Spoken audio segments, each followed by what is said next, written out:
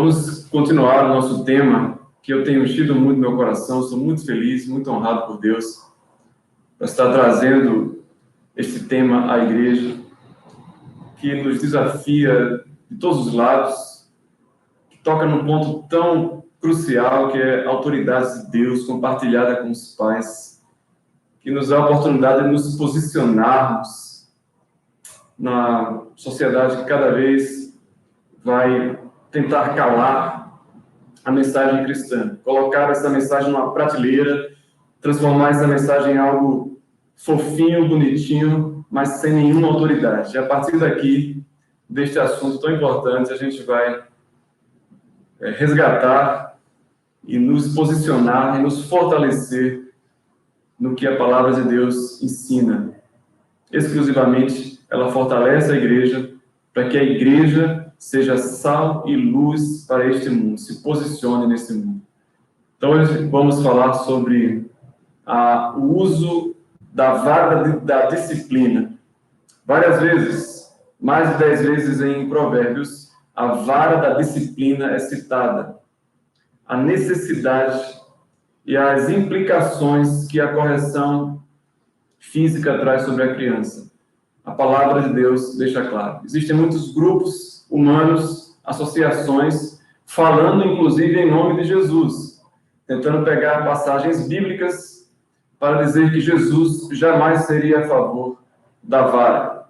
Não queremos logo entrar no tema, mas basta dizer, a título de introdução, que Jesus era um judeu e, acima de tudo, cumpridor da lei. Mas vamos iniciar o nosso estudo. Eu estou aqui com o mouse para mudar. Não vou mais ver os irmãos na tela, não sei quantos estão aí me assistindo, não vou poder ver a mensagem. Não sei que os irmãos mandem a mensagem por aqui. Isso, meu celular. E eu poderei ver, caso alguém mande alguma mensagem.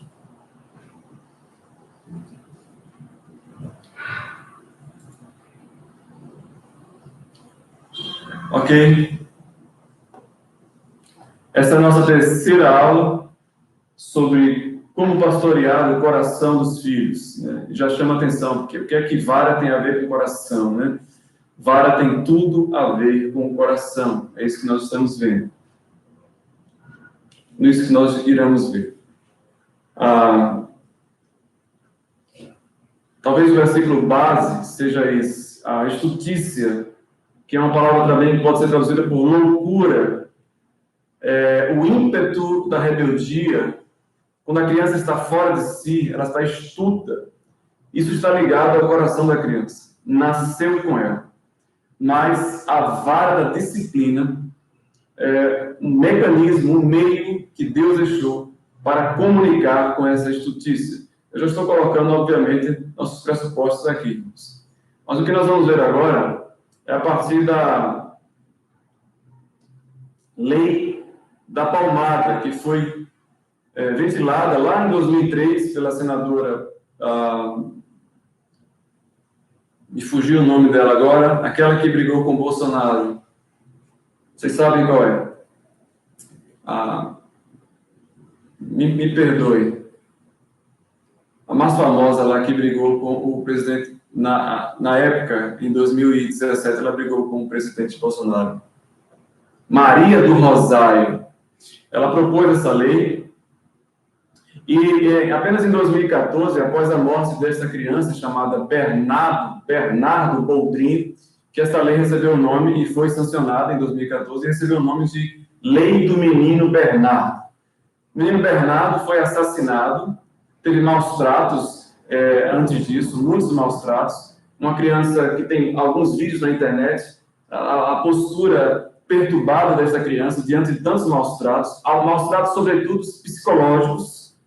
Essa criança, aos 11 anos de idade, ela é convidada por sua madrasta, ela mora com sua madrasta no interior do Rio Grande do Sul, na cidade de Poços de Caldas, se eu não me engano. E esta madrasta diz, vamos ali na cidade vizinha, que ficava a 80 quilômetros, comprar uma televisão. essa madrasta lhe dá um medicamento em cápsula, um medicamento usado para sedação em pequenas cirurgias, né? Esse medicamento dopou a criança, obviamente, ela dormiu, ela deu esse medicamento dizendo que era para ele não enjoar na viagem. E quando ela chega na cidade de destino, ela com outra amiga, ela dá uma superdosagem desse medicamento, tira a vida da criança e enterra por lá mesmo. 10 dias depois, o Bernardo foi encontrado pela polícia. A madrasta, a cúmplice e o esposo, que é o pai do Bernardo, foi cúmplice também. Ele era médico e ele que forneceu a substância. Todos foram presos. E depois disso, já estava em tramitação o projeto de lei, foi votado a Lei do Menino Bernardo. Ok? A Lei do Menino Bernardo, que a imprensa denominou como Lei da Palmada. E a previsão do projeto dessa lei é basicamente 4 pontos. Primeiro, ela prevê que os pais que maltratarem os filhos, eles têm que seguir um programa especial, um programa oficial, melhor, do governo, programa de orientação, tratamento psicológico e tratamento psiquiátrico. Então, os pais, eles precisam ser reeducados, porque eles cometeram uma infração, eles vão ter uma advertência e vão receber a reeducação para serem pais. O segundo ponto que a lei prevê é que a criança agredida, ela será encaminhada para um tratamento especializado. Prevê que a criança realmente precisa de tratamento, porque ela foi agredida por seu pai. Terceiro ponto é uma multa de 3 a 20 salários mínimos para, principalmente, os médicos, professores e agentes públicos que souberem de uma agressão e não denunciarem. Multa para quem não denunciar. E quarto ponto é que a lei prevê que até as palmadas pedagógicas. Então, ela começa com espancamento. É claro que nós sabemos, e já existe lei para isso, que não se pode espancar uma criança, não se pode espancar ninguém, nenhum animal, mas a lei começa com espancamento e ela inclui até palmadas pedagógicas. Então, palmadas pedagógicas, a lei prevê uma prisão de 1 a 4 anos e perda do poder familiar. A criança vai ser, então, tirada dos pais. E o que essa lei, que foi sancionada em 2014 pelo Senado, 3010, o que essa lei afirma em sua essência? Ela diz o seguinte: vocês estão vendo aí a Xuxa como neto de um dos senadores, se eu não me engano, o neto do presidente da Câmara lá na época. Sarney, se eu não me engano. Então, Xuxa foi a grande patrocinadora, a figura pública por trás, para que essa lei ganhasse o apelo popular. Tivesse força, tivesse apelo popular. Essa lei diz o seguinte: a criança e o adolescente têm o direito, ok? Já começa baseando no direito. E é claro que a criança tem direito.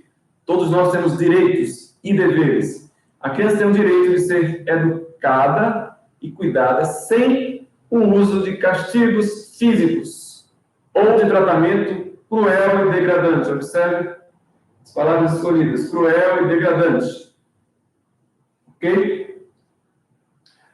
Como formas de correção, disciplina, educação ou qualquer outro pretexto. Observe a palavra que eles usam para os nossos princípios. Pretexto. Não importa. Não quero saber. Pretexto. Pelos pais ou por qualquer pessoa encarregada de cuidar deles. Tratá-los ou educá-los ou protegê-los. Ou seja, está bem subtendido nas entrelinhas que é pretexto, que não tem nada a ver com a educação e que qualquer intervenção física é algo cruel e degradante. Então, aqui a gente já vê, claro, as pressuposições da lei. Tudo parte de pontos de partida, de pressuposições ideológicas, do coração, dentro da cosmovisão de cada um. E é lógico que toda a cosmovisão bíblica, toda pressuposição, me perdoe, toda pressuposição do mundo não considera autoridade divina. Então, as pressuposições dessa lei. Primeiro, ela acredita que toda forma de disciplina física é crueldade. Segundo, a princípios cristãos não nos interessa, não foram chamados para o diálogo. Não interessa se nós somos uma sociedade judaico-cristã, se a civilização ocidental é herança dessa religião judaico-cristã. Não interessa, são pretextos. Okay? E terceiro, educar e bater estão em oposição. Eles descaradamente colocam a educação e a disciplina física como duas coisas opostas. E é por isso que surgiu, depois dessa lei, uma grande organização com mais de 300 profissionais de saúde, psicólogos, educadores, uma ONG com um site que faz muitos programas, campanhas. O nome da ONG é Não Bata Eduque. Ok? Não Bata Eduque. Obviamente, já coloca na cabeça da população que você tem duas opções, ou você vai bater ou você vai educar. Observou como é sutil a sugestão do inferno? Duas coisas completamente separadas. Então não dá direito à discussão. Não dá direito à discussão. Mais e mais estão achando um lugar para o pensamento cristão conservador, e esse lugar é um lugar de pessoas extremistas, pessoas com pensamento atrasado, pessoas que não se atualizam, pessoas que não dialogam, pessoas que não conhecem a orientação dos psicólogos e educadores, pessoas intransigentes. Não é à toa, irmãos, que esse nome conservador está saindo das redes de jornais, dos jornais que não apoiam, não tratam o conservadorismo como um pensamento. Eles estão chamando os conservadores de extrema direita. Quando se refere à parte conservadora do governo, eles dizem: a ala da extrema direita, não existe mais ala conservadora, irmãos. Isto é uma maneira sutil de minar e fazer calar, na verdade, qualquer tentativa da ala conservadora de se posicionar. Na verdade, é a ala cristã, né? Ok? Então, a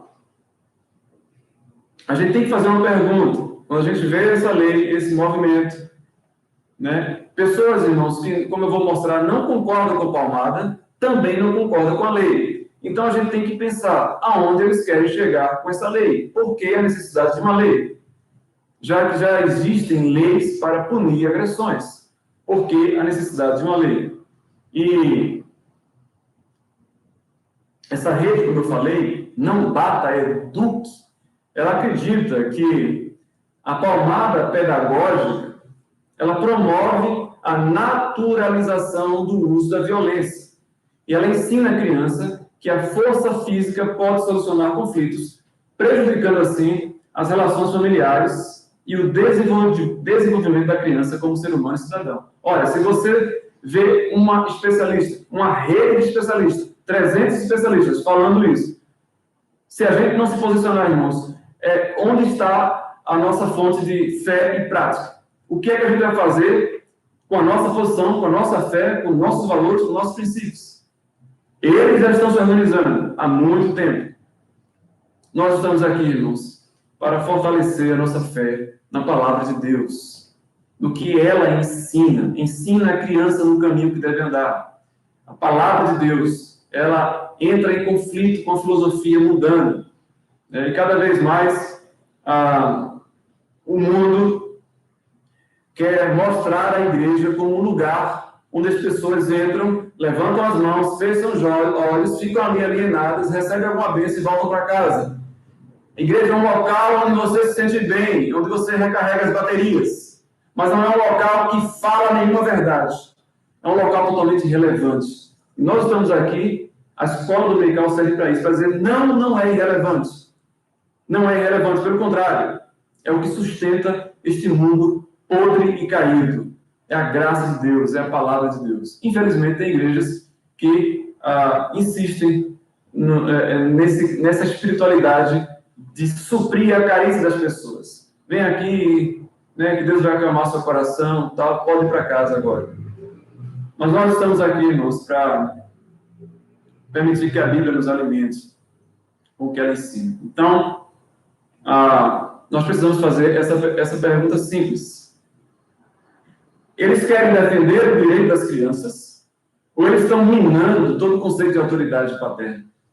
Qual é o sonho do Estado, irmãos? Qual é o sonho de todo governante? Basta estudar as culturas antigas, todas elas.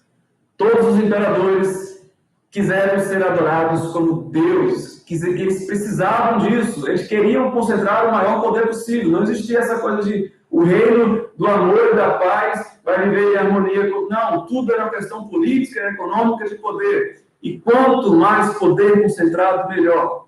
O governador dava tudo para as pessoas, pão e circo, entretenimento, festa, contanto que você devolvesse numa profunda lealdade e o chamasse de Deus. Vocês lembram da história de Nabucodonosor? Ele construiu uma estátua e diz, quem não me adorar vai ser lançado numa fornalha. Que coisa linda, irmãos. 3 jovens falaram assim, olha, nós não vamos. Se o Senhor quiser nos jogar, pode jogar, mas a gente não vai.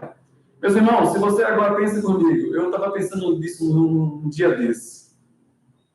Se você chegar na Babilônia e perguntar quem é Sadraque, Mesaque e Abednego? Vocês conhecem ele? As pessoas iam dizer assim, não, mas eles eram pessoas nobres, moravam na corte, escreveram muitos livros, vocês não conhecem? Não, a gente não conhece Sadraque, Mesaque e Abednego. Eles foram lançados na cova dos leões porque não se dobraram à estátua do imperador. Esse aí a gente conhece. Vocês observaram, irmãos? O que realmente abala este mundo não é eles olharem para a gente e verem nosso estilo de vida legal, pacífico. Tudo isso faz parte da coerência cristã. Mas o que chama a atenção do mundo é quando a gente se posiciona. É a nossa posição que eles têm medo. Não é que a igreja fala de Deus, fala de amor. Isso não tem problema, irmãos. O problema é quando a gente diz, isso aqui é a verdade. É a verdade de Deus. Deus destinou um dia, por meio de um varão, que é o seu filho, que ele vai julgar a humanidade. Então, irmãos, estamos lidando com todas essas questões, quando falamos sobre a educação de filhos.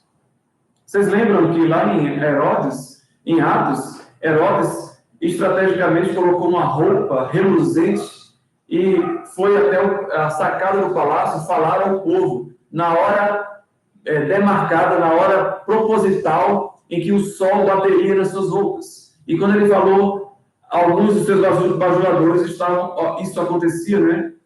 Entre os governantes, eles contratavam pessoas para dizer, é voz não de um homem, mas de Deus. É um Deus que está falando com a gente. Aquele era um momento de glória. Ele queria que toda a população acreditasse que ele era um Deus. Né? Nossa, ele só pode ser um Deus. Olha a roupa dele, ele está brilhando. E a Bíblia diz que logo depois disso, e a história confirma que algumas semanas depois disso, poucas semanas depois que Herodes aceitou essa glória para si, ele morreu com uma infecção gravíssima no estômago. Gravíssima. Uma infecção violenta no estômago. E Lucas diz que ele morreu por comido de vermes. E o historiador José confirma isso. Então, irmãos, o que falam aqueles que são favoráveis à lei? Os favoráveis dizem que não é possível delimitar até que ponto a palmadinha torna-se violência. Como não é possível, a lei se torna subjetiva. Ok? A lei cairia em desuso. Segundo, me perdoe, os favoráveis, como os favoráveis, me perdoe. Como não se pode delimitar, acaba a palmadinha, ok? esse mesmo argumento vai ser usado pelos contrários. Esse mesmo argumento. Então, eles dizem, como a gente não pode delimitar até que ponto vai, acaba com tudo. Não pode palmatia, não pode encostar. Segundo, essa lei visa garantir os direitos humanos da criança e adolescência e a superação de costumes arcaicos. Chamou a nossa fé, primeiro de pretexto, agora de costumes arcaicos. Ok? Não sei se vocês perceberam. E a violência física não educa. É um pressuposto deles. E olha só o trunfo deles.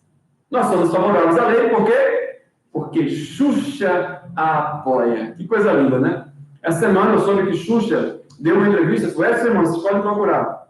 E ela disse claramente numa entrevista que era a favor que todas as drogas, medicamentos e vacina fossem testados nos presidiários, não nos animais. Porque ela ama os animais. E ela falou mais. Os presidiários já estão pagando sua dívida mesmo.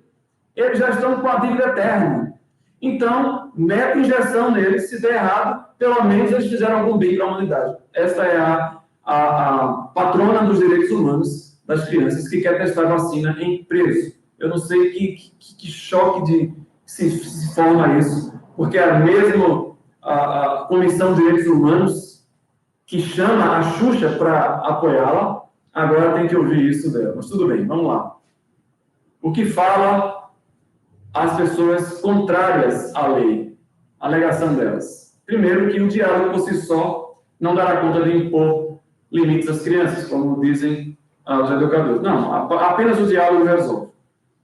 Eles dizem que não. A lei trará consequências irreparáveis à autoridade dos pais sobre os filhos, porque vai fazer crescer a insegurança dos pais e como agir com seus filhos. Isto é o bom senso, irmãos, que nos diz. Ou seja, observe, a discussão mais sensata não é em torno da palmada, percebe? Quem tem mais honestidade, independente da crença da religião, sabe que não está em torno da palmada, mas da necessidade de uma lei que venha a interferir na relação familiar. Então, muitos que são contra a lei também são contra a palmada. É preciso deixar isso claro. E o que dizem os psicólogos, irmãos, educadores? Vários psicólogos, na própria página da Wikipédia, eles se posicionam ali em muitas e muitas matérias, muitos seminários, principalmente depois desta lei, muitos foram chamados para entrevistas. Eles se posicionam quase de forma unânime, irmãos. Eles dizem que, como essa professora da Unicamp, punições não resolvem porque leva a criança a deixar de fazer algo por medo, não por compreender o certo e errado. Percebeu? A gente vai rebater, irmãos, tranquilamente essa pressuposição. Olha o que a outra psicóloga disse. Luciana Maria Caetano, psicóloga autora do livro É Possível Educar Sem Palmadas? Ela, obviamente, vai defender que sim. Ela diz que quando se está com raiva, é difícil medir a força. Deixa eu desligar aqui esse ventilador. Educar uma criança exige paciência.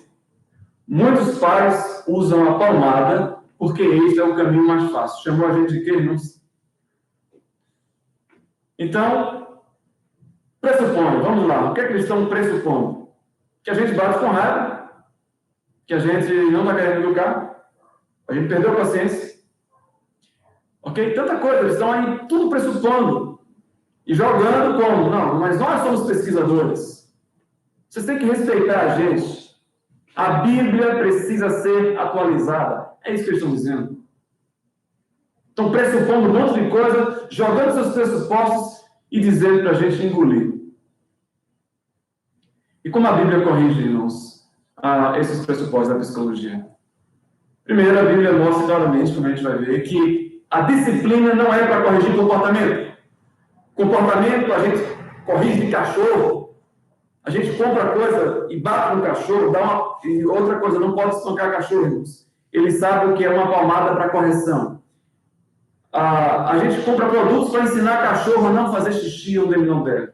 A gente briga com o cachorro. A gente compra petisco para cachorro para treinar o seu comportamento. A gente adestra cachorros. Criança, a gente não corrige comportamento. A gente educa. A disciplina, irmãos, é para livrar a criança de alguma coisa interior. Não é para corrigir o seu comportamento. A Bíblia diz que é para livrar a criança da estultícia. Quando você vai pegar a tradução, todas as vezes que essa palavra aparece, Salomão está falando de loucura. É um ímpeto. Não é interessante, irmãos, como algumas sessões terapêuticas, o psiquiatra precisa, eu não sei se você já viu isso, é até engraçado às vezes, mas o paciente, quando está fora de si, gritando, o psiquiatra precisa entrar com uma intervenção de choque. O que é que o psiquiatra faz, irmãos? Você sabe. Ele dá um tapa na cara do paciente. Não é um tapinha, irmãos. É um tapa forte para trazer o paciente a si. Salomão chama esse momento da criança de loucura. A criança está no ímpeto de rebeldia e soberba. Não é comportamento, irmãos. É alguma coisa que está querendo sair e contaminar seu filho. Por isso que Provérbios diz que você vai livrar a alma do seu filho. Você não está corrigindo o comportamento, está livrando a sua alma, o seu interior, trazendo a si. E isso, portanto, irmãos, essencialmente, não está aparecendo aí, cortou ali, é essencialmente uma questão interior e não comportamental. Ok? Então, vamos lá. Onde a psicóloga falou que a gente não pode bater com raiva, não é verdade? Onde a Bíblia nos manda bater com raiva, irmãos? Nem em animal a gente bate com raiva. A Bíblia diz que o justo cuida bem dos seus animais. A Bíblia é clara dizer que se você fizer alguma coisa com raiva, isso vai acabar mal. Abandona a ira, abandona o furor. Não te impacientes. Certamente isso acabará mal. Vocês acham que a psicóloga quer saber disso, irmãos? Então vamos balizar aqui o papel da psicologia, meus irmãos. Eu quero que você aí, ouvindo a minha palavra, diga, saia com esta frase da sua cabeça. Glória a Deus pela psicologia. Louvado seja o Senhor. Uma bênção, irmãos, um incrível instrumento. A psicologia, ela é de pessoas sérias, irmãos, querem combater um problema real, que é a violência. Eles não estão brincando. A gente tem que louvar a Deus pela vida dos psicólogos. Eles criam ferramentas incríveis. E eles são, muitas vezes, a voz de Deus. Eles são profetas de Deus para a nossa geração. Estão trazendo à tona problemas que muitas vezes são escondidos. Porque há pais que violentam, sim. Nós sabemos histórias que, quando nós ouvimos, nosso estômago embrulha. Literalmente embrulha. Mas o que a psicologia não pode jamais, irmãos, dar pitaco.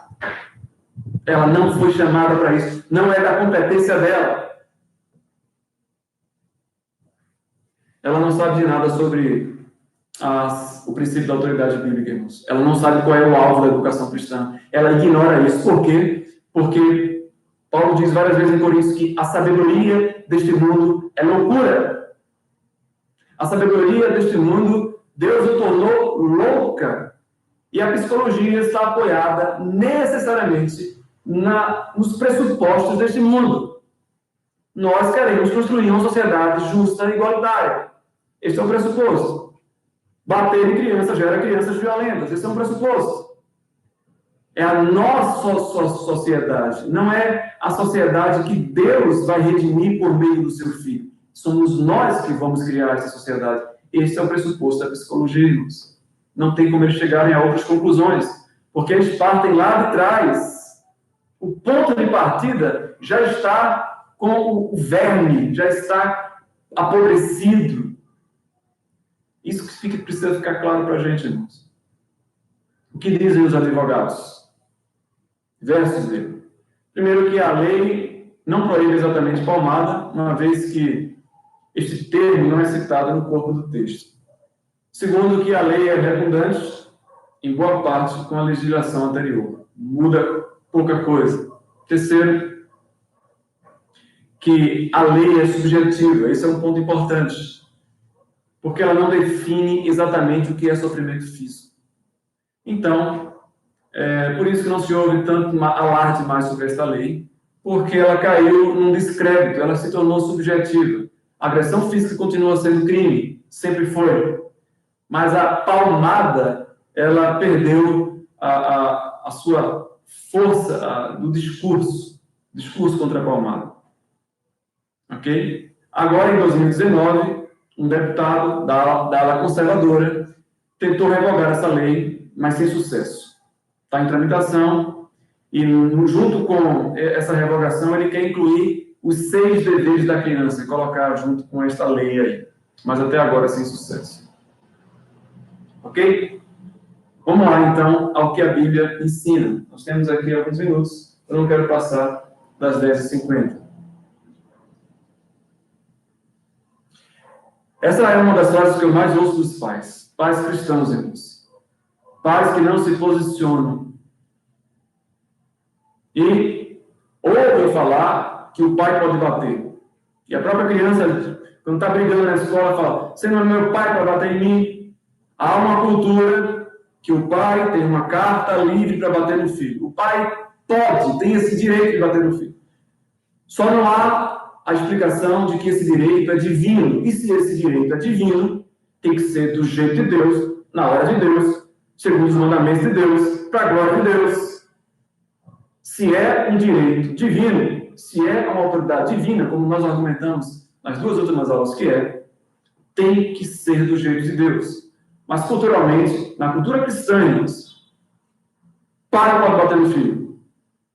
E a frase que a gente mais ouve é: tem hora que eu perco a paciência com esse menino e dou um tapa nele. E talvez o maior mal, não seja maior mal do que dar um tapa nesta situação, é você falar isso para o seu filho. Porque você está impregnando, projetando uma filosofia maligna na alma do seu filho. Se a disciplina é para tirar alguma coisa ruim, você está colocando uma coisa ruim na alma dele. Então, irmãos, é errado e é pecado bater por um impulso de impaciência, porque perdeu o controle, bateu porque ficou com raiva, porque você se sentiu contrariado. Olha a palavra que eu estou usando: contrariado. Seu filho vai lhe contrariar. Se você bater nele por causa disso, nós vamos ver situações mais específicas, você está fazendo o mal. Não basta dizer que é errado e pecado, a gente tem que ver que estamos fazendo mal. Nós não queremos fazer mal para o nosso filho. Se a gente tentar remediar isso e falar assim: não, pastor, é só um tapinha, nunca matou ninguém, o mal fica pior ainda. É só um tapinha, pastor. Pior o mal. Porque você está falando e fazendo sem nenhum alicerce, sem estar dando nenhuma razão à criança, sem estar construindo a cosmovisão dessa criança. Ela simplesmente fala: contanto que meu pai não vai me espancar, não vai bater com ferro em mim. Então, e aí a gente encontra pessoas adultas com 40, 50 anos e falam assim: eu apanhei e nunca morri. Amo meus pais e eu sempre apanhei.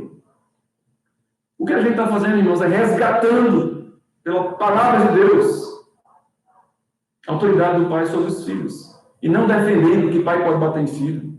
A gente está falando de um assunto muito mais sério, muito mais profundo. Ok? Então, por que é errado, irmãos, bater com impaciência?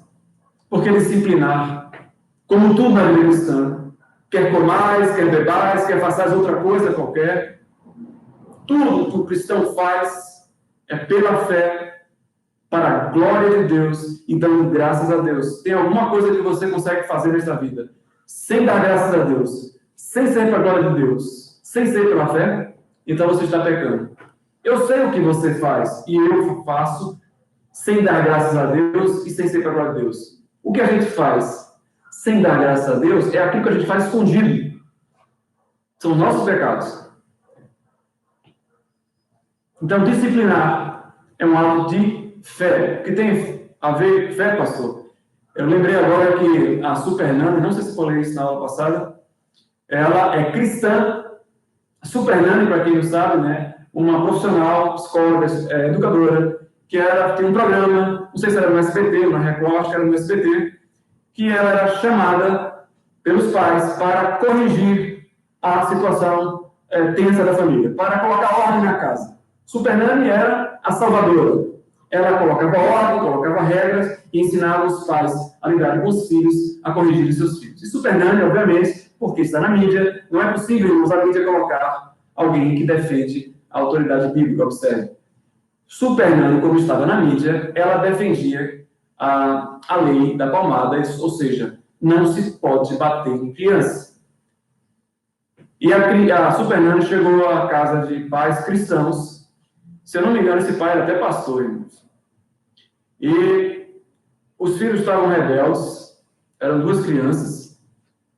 E chegou um momento em que a Super Nani estava aconselhando o casal, e o pai falou assim: é que nós somos cristãos e temos tentado aplicar ou praticar ou passar para nossos filhos valores cristãos. E a Super Nani interrompeu o pai.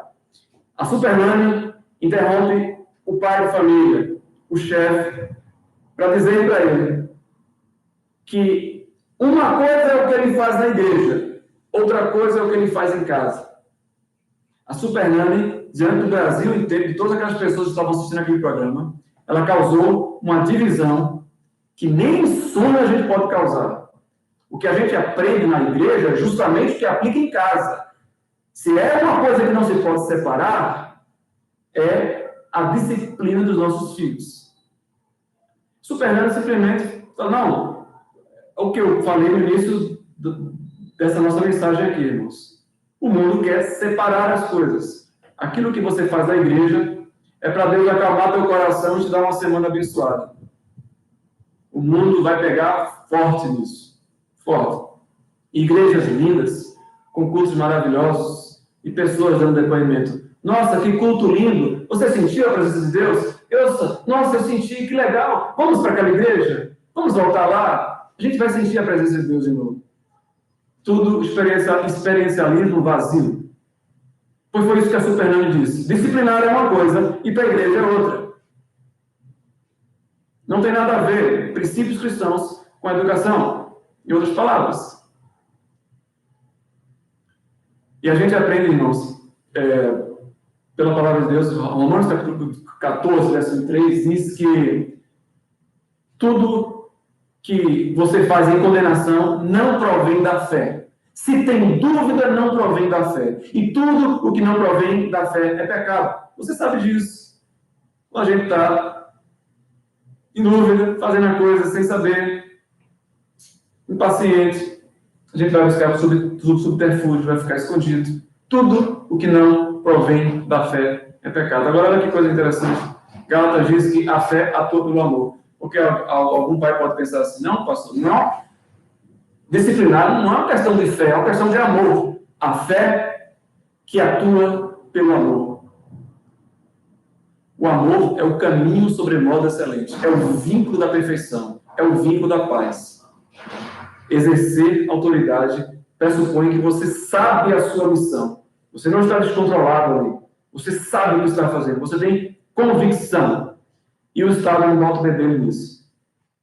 Esses são os nossos pressupostos da palavra de Deus, irmãos. Segundo lugar, é errado porque paciência, mansidão e domínio próprio é fruto do Espírito. Irmãos, a palavra mansidão tem sido usada aqui em Goiás assim: fulano é manso, né? Olha, o cara é manso. Ou seja, um cara despreocupado, que não faz questão das coisas, é manso.